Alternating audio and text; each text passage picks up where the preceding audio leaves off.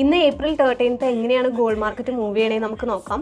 4 അവറിന്റെ chart നോക്കുമ്പോൾ നമുക്കറിയാം ഈ ഒരു ബ്രേക്ക് ഓഫ് സ്ട്രക്ചറിന് ശേഷം പ്രൈസ് റീട്രേസ് ചെയ്ത് ഈ ഒരു ഡിസ്കൗണ്ട് സോണിലുള്ള ഡിമാൻഡ് സോണിൽ ടച്ച് ചെയ്തു. നമുക്കിവിടെ ലിക്വിഡിറ്റി സ്വീപ്പും നടന്നു.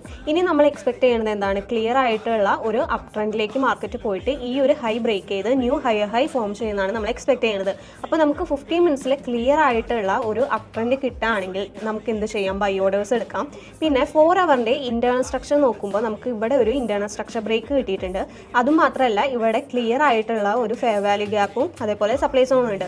അപ്പോൾ മേ ബി പ്രൈസ് ഈ ഒരു സപ്ലൈ സോണിൽ എത്തിയതിന് ശേഷം 15 മിനിറ്റ്സിൽ ഡൗൺ ട്രെൻഡിലാണ് കാണിക്കണമെന്ന് വെച്ചിട്ടുണ്ടെങ്കിൽ പ്രൈസ് റീട്രേസ് ചെയ്ത് ഈ ഒരു ലോനെ ബ്രേക്ക് ചെയ്ത് താഴോട്ട് പോകാനും ചാൻസ് ഉണ്ട്. അപ്പോൾ നമ്മൾ ഡേ ട്രേഡിംഗ് ചെയ്യണവർ 15 മിനിറ്റ്സിൻ്റെ ഇന്റേണൽ സ്ട്രക്ചറിൽ നമുക്ക് അല്ലെങ്കിൽ 15 മിനിറ്റ്സിൽ ഏതാണോ ട്രെൻഡ് കാണിക്കുന്നത് ആ ട്രെൻഡിനനുസരിച്ചിട്ട് നമ്മൾ ഇൻട്രാഡേ ട്രേഡ്സ് എടുക്കാൻ നോക്കുക.